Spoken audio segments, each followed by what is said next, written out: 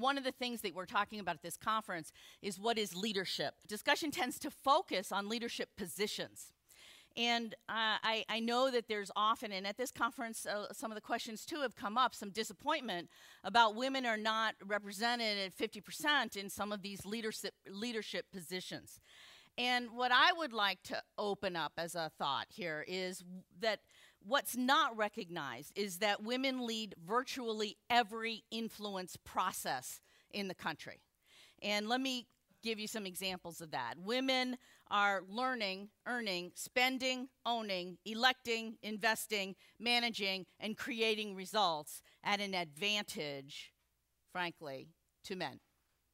So let's zip through some of these things. Learning, probably most of you, especially in this community, know that the majority of undergraduate degrees since 1996, women have been getting the majority of college degrees.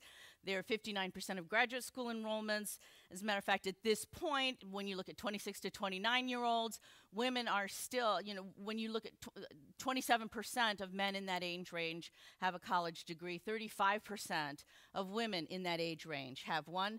What's interesting about this is that in the 10 years that they've been tracking that data, they haven't seen the number for men move, and they have seen the number for women continue to accelerate, frankly. Women right now bring in, one of my frustrations with the media is that the only thing, if you only knew what you do about the women's market from what you read in the newspapers, probably you would never target the women's market. Because the only thing you read over and over again is that women earn on average 77 cents on the dollar compared to their male counterparts. Guess what? Last year it was up to 83 cents. So it waggles around a little bit. There are actually rather good reasons for that, having very little to do, in my personal opinion, and I've done a whole ton of research on this, with discrimination or people not getting paid fairly. But what it obscures is a whole ton of other research about the power of the women's market. So instead of telling you guys the story, the poor story that the media harps on incessantly, I would like to share with you what I call the power story. Women bring in half or more of the household income. How can that be? Well, to begin with, over a quarter, 27% of U.S. households are headed by a single woman. Guess what? She brings in all the income in that household.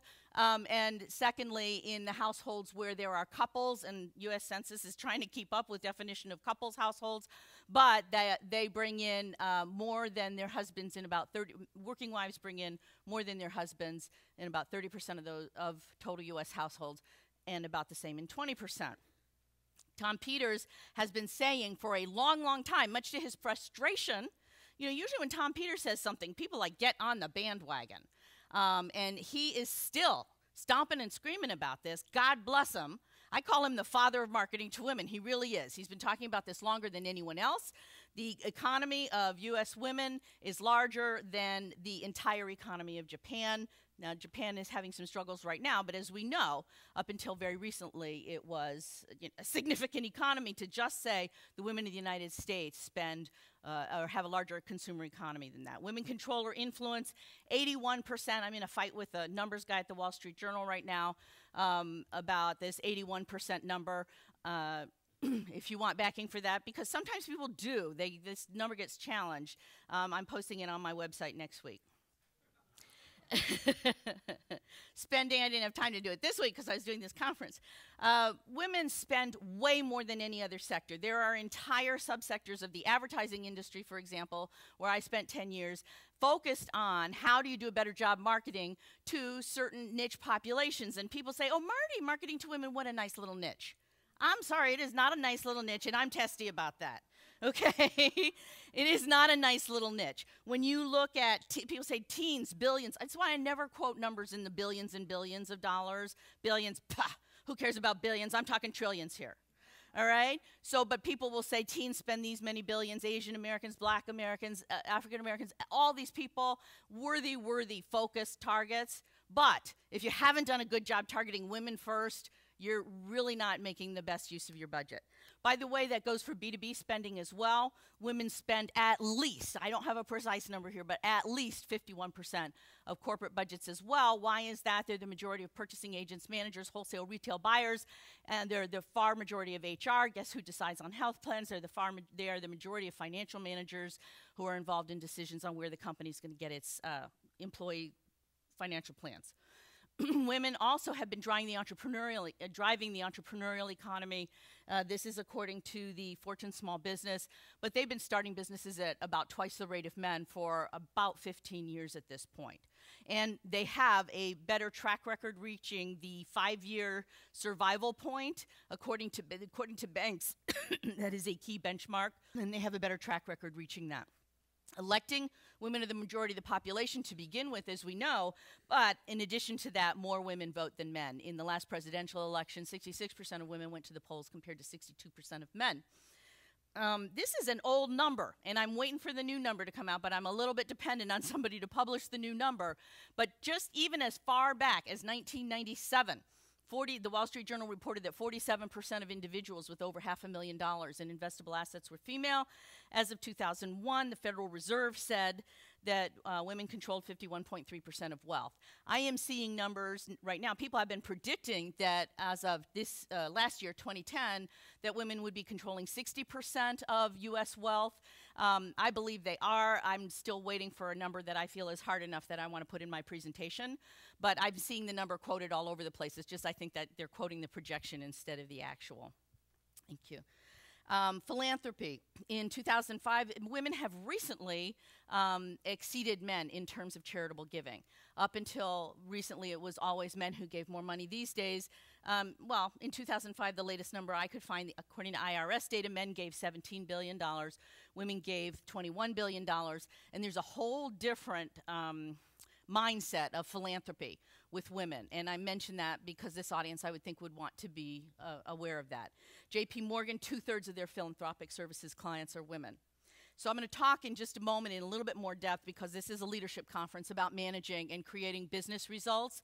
But before I do that, I want to address a question which I have had many interesting conversations with the women in this audience with already, and I look forward to many more. There is the question about, are men and women different? And we've been debating a little bit, are we talking about actual men and women? Are we talking about feminine qualities and masculine qualities? And I would just like to share with you my point of view on it, which actually doesn't negate any of the other points of view. It's just a little bit, I would say I have a little firmer point of view, and it happens to be the way that I look at it. Firmer to me. I'm stuck on it. What can I say? So are men and women different? Well, it all depends. It is, as almost everything is, it is a matter of degree. Now, a lot of us have read, 10 years ago, they did the genome projects, and they found out that mice and human beings share 95% of the same DNA. Mice and human beings, not chimpanzees or anything. Mice, the little teeny guys with the long tails, the fuzzy ears, and absolutely no brains whatsoever, right? Let's put it this way. Men and women may be 95% identical, but that last 5% makes a heck of a difference, in my opinion, okay? It is a question of degree. Now, because I'm speeding through this, I can't share with you too much of the research that I've used to pull together my conclusions. I can only sort of top line some conclusions. But what I want to do before I do that is to promise you, I'm a research geek, like most of you in here are, okay? I don't like people who say, yeah, my sister did something once, and from that I conclude that all women are like this, all right? So I look for research. I look for research when possible that has research for men and women. In other words, it's no point in saying 87% of women do something when, who knows, maybe 87% of men do the same thing. All right, so I'm trying to be fairly disciplined about this, I promise. The scientists who work in this area, we're going to have a workshop right after this, I think, from Valerie. I don't see where she is. Right there I do. And she's going to talk, I understand, about brain differences between men and women.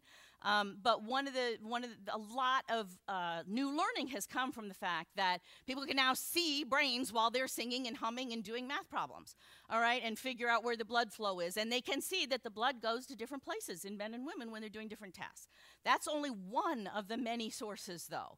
And who knows? I mean, we don't know too much about the brain yet. I'm sure Valerie knows a ton more than I do, but we don't know too much more about, I don't know very much more about the brain yet. And so there's all of these other areas that contribute to my thinking as well, which are hormones. Those little buggers are like hard drugs. Hormones are, They are. Before I got into studying it, I thought, oh, they sort of make you feel good, or they make you feel bad, or they make you feel tough, or they make you feel competitive. No, no, no, no, no, no. Yeah, they do all of that stuff. But you know that female canaries cannot sing. Cannot sing. Or don't sing. I don't know if they don't choose to. I don't know how you figured that out. They don't sing unless you give them a shot of testosterone. Then cheep, cheep, cheep, cheep, cheep. Okay? Or chirp, chirp, chirp, I guess I should say. And female mice are slower at running mazes than male mice are. Because just like human females, they have problems with maps or something, I don't know. But they are slower at running mazes than male mice are until you give them a shot of testosterone. And then those little creatures go skipping along just as fast as their brothers do. All right, so this hormone stuff is not just about emotional. It is about abilities. It is about aptitudes. All right? When you have testosterone, all of us have estrogen and oxytocin and testosterone and progesterone. All of us have that stuff. Men have estrogen, women have testosterone, and all the ratios change over the course of a lifespan. But when you have more testosterone, you have different inclinations on average than when you have more estrogen. Oh, and but just to be clear, scientists try and do the, aptitude study, can balance a checkbook kind of stuff, or do math programs. They try, when they can, to do those studies on multiple continents and multiple cultures to make sure it's not just the Japanese study math harder, all right? And that's why the Japanese girls are better at math or something. But so they try to do it in multiple continents. And what I think is interesting is when I talk about it for brevity, I tend to say, I say, men are like this and women are like that. All right, I don't really mean that. What I really mean is it's a spectrum. All right? It's a spectrum, and you're going to find more of the male people over on one end of the spectrum. You're going to find more of the females over on the other end. It's probably something like the 80-20 rule, because everything always is. So, but it is average tendencies, and nobody is average on everything. So otherwise it'd be pretty boring. Now, I believe that I talk about women and men as being as different as Japan and Jamaica. All right? There are so many things that you could say are similar about the people of Japan and Jamaica. But it's pretty obvious that there are some notable and important differences between the people of Japan and Jamaica too, right? All right, so I'm going to talk you through really quickly examples of how in real life men and women are different from each other that have applications for conscious leadership. The first is an assumption about what's the natural way to organize. Men tend to have a more hierarchical worldview than women do. Men tend to have a more hierarchical worldview than women do. They tend to assume that in a group of people, a leader should naturally emerge. Captains should naturally emerge. Everybody else really wants to be led. And I'm pretty smart. I seem to have emerged as a leader, so I'll tell everybody else what to do. All right? And that's a very workable and understandable. We've all worked in hierarchies. We all get why that works. All right? Women can work in hierarchies and understand them, but women's natural comfort zone is more, instead of being pyramid, it's more like a peer group. And so when women are not in an official or a formal setting, women will tend to want to treat everybody and be treated like we're all the same. And so we should all have our same, we should all have a say. Your opinion is just as important as my opinion. If you haven't talked for a while, I'm going to ask you, Deb, what do you think, okay? Because I want to get you into the conversation. And I hope that this is resonating a little bit with one of the principles that I'm learning from you guys about conscious leadership and conscious businesses, all right? So the other thing is that men they just assume the natural unit of society is the individual. Well, in the United States, we're a very individualistic country. We all get that. Men assume that I'm going to take care of myself, you're going to take care of yourself. I don't want you telling me what to do, and, it's not my job to bail you out if you get into problems. Women assume it's always a group. Women almost never, ever, ever think of themselves as just the individual, unless they're taking a bath or something. Because it's always me and my son if we're traveling together, me and my coworkers, me and my neighbors, me and my whoever we are. But if we say, do you want to go out on, if I'm thinking about, do I want to go out on Friday evening, before I make that decision, I'm going to find out what my husband is thinking that he's going to be doing on Friday evening. Are my kids going to be home, or are they going to be out, et cetera, et cetera.